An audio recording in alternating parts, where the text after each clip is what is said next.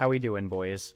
Foster's Home for Imaginary Friends was one of my favorite Cartoon Network shows as a kid. I mean, how could it not be? It's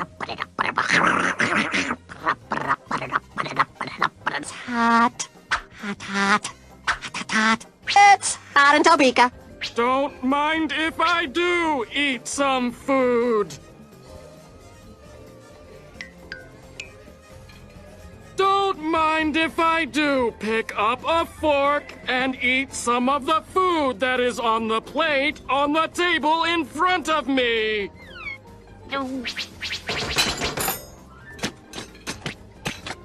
Oh, silly me. A spoon can't pick up a steak.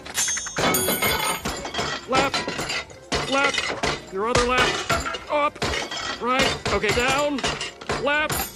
And lately, I've been in a pretty depressive slump, thanks seasonal depression and also regular depression. And when this happens, I like to go back to cartoons and shows that I enjoyed when I was a kid. It's a sort of comforting escape from all of the things that I actually need to be worrying about. A lot of you probably already know the basic premise of the show, but just for a quick rundown, Foster's Home for Imaginary Friends, or Fosters for short, follows an 8-year-old boy named Mac and his imaginary friend Beauregard Q Kazoo, or Blue. After Mac's mom decides Mac is too old to have an imaginary friend, Blue is sent to live at Foster's Home for Imaginary Friends, a massive mansion owned by the elderly Madam Foster, where imaginary friends can be surrendered and allowed to live until a child comes to visit and adopts them. Blue is allowed to live at Foster's without being put up for adoption as long as Mac visits him every day. When Blue moves into the house, we're introduced to the house's two main caretakers, Mr. Harriman, Madam Foster's imaginary friend since her childhood, who handles the administrative work around the house, and Frankie Foster, Madam Foster's granddaughter, who handles everything else in the house from cooking to cleaning to maintenance. She also deserves a Medal of Honor for not murdering Mr. Harriman in his sleep. Only 2 sheets, Miss Francis. We're also introduced to Blue's roommates. Will, a 9-foot-tall, one-armed, one-eyed basketball-playing friend who is friendly to an absolute fault. I was thinking about that. And the thing is, I really don't care. Eduardo, a hulking purple monster with the strength to level an entire city block within seconds, but is also afraid of frisbees, butterflies, splashy water, the dark, mops, the potato famine, rubber chickens, and basically everything else in existence. And finally, Coco, an airplane-shaped flightless bird who can only say Coco. She also lays gigantic plastic eggs that can have basically anything inside of them.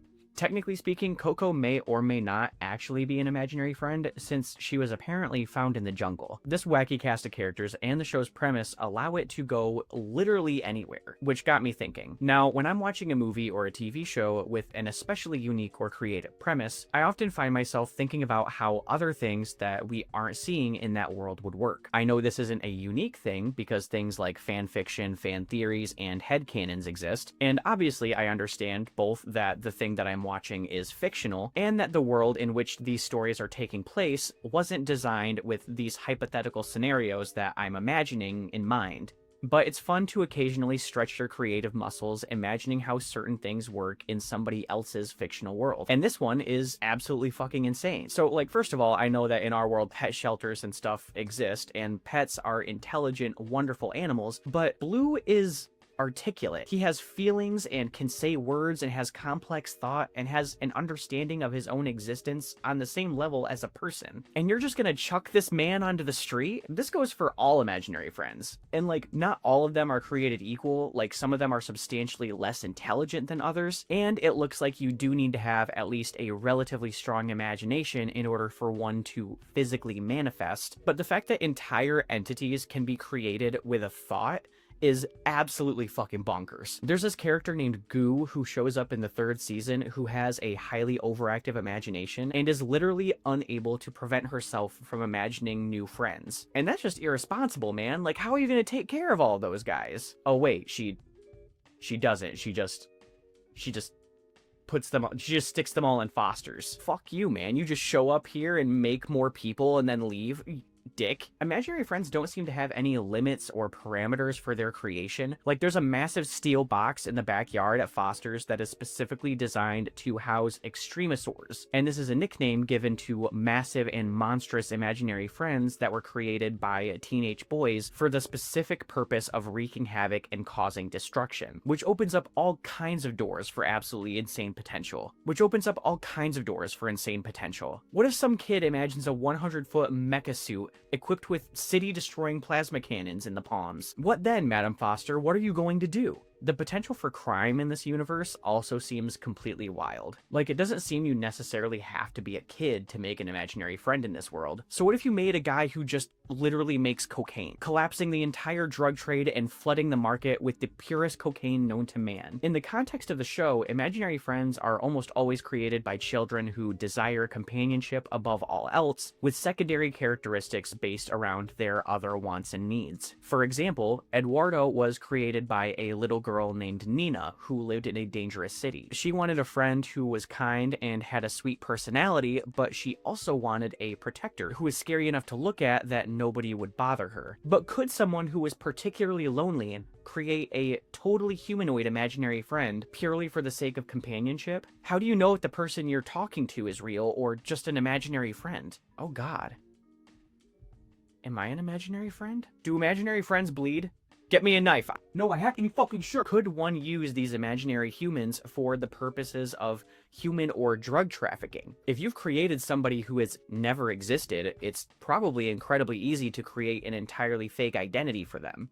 However, on the flip side of that, do the hungry go without food in this world? Could you imagine some sort of food engineering friend that could potentially feed a small village or town? Could someone imagine a friend that was capable of laying golden eggs or pooping golden turds like that one from American Dad? The possibilities here are endless, and I know that this world wasn't designed to be thought of this way, and I'm absolutely not suggesting creating a new show that answers any of these questions because that would be really stupid, but the idea of this world just opens up all kinds of possibilities and questions for me, and Cartoon Network won't respond to my emails anymore, and the creator of the show, Craig McCracken, has a restraining order against me that doesn't expire until 2026. So instead of getting my questions answered, I just have to pass them along to you. Tune in next time when I directly address John Lasseter with all of the questions I have about the universe of Pixar's Cars. My name is Isaiah. Be sure to comment, like, and subscribe if you enjoyed the video, and thank you so much for watching.